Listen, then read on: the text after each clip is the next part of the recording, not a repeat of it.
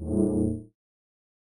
Goldsman, you're friends with J.J. Abrams, and you showed up in a couple of J.J. movies. What influence would you say the J.J. movies, the 3 produced, 2 directed by, has been on Star Trek Discovery? Certainly scope, scale, the ability to be creative cinematically, the juxtaposition of intimate discourse and humanistic storytelling with the giant canvas that is Star Trek, a more kinetic camera, a more dynamic way of existing, a much greater use of practical sets so that when you're running down a corridor, you're running down a corridor. A sense of rhythm, for lack of a better word. There's a litheness, and a kind of fluidity in the characterizations in the movies, especially for me in the first 2, that really sometimes finds a naturalism that I quite like.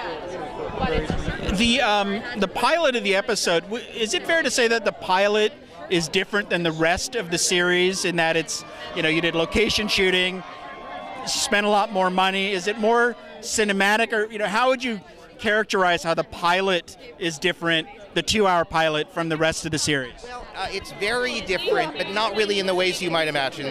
What you're going to see tonight is really not an episode, it's 2 episodes combined. And the first 2 episodes are not really different in scope and scale.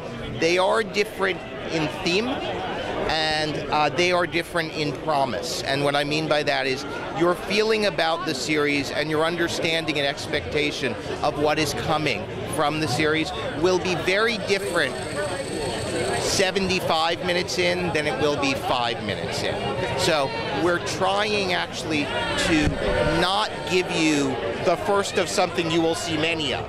We're actually trying to start a story, and because we get to do serialized storytelling, there's nothing really like it. There's nothing about it that's like an episode except its length. Now, it's been said that the serialized storytelling will wrap up a bit in the end with the Klingon War arc. So, do you expect the second season to be a single arc? Well, look, what we found in the first season is that we got to tell essentially 15-hour character stories, right? That we built the character story and the plot as a reflection of character as one giant arc.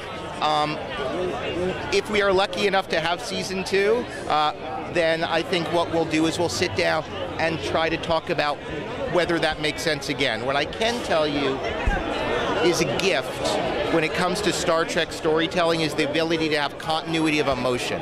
What I mean by that is when Jim Kirk had to watch Edith Keeler die and his world was shattered in City on the Edge of Forever, at the end of that episode, heartbroken, had to be healed by the beginning of the next one. And that's not real life. In real life, loss carries from episode to episode, as do gains, and that's what we get to do. One just technical question. Is this show being ready for 4K, and do you expect it to be released on 4K Blu-ray eventually? I have no idea. Okay, thanks.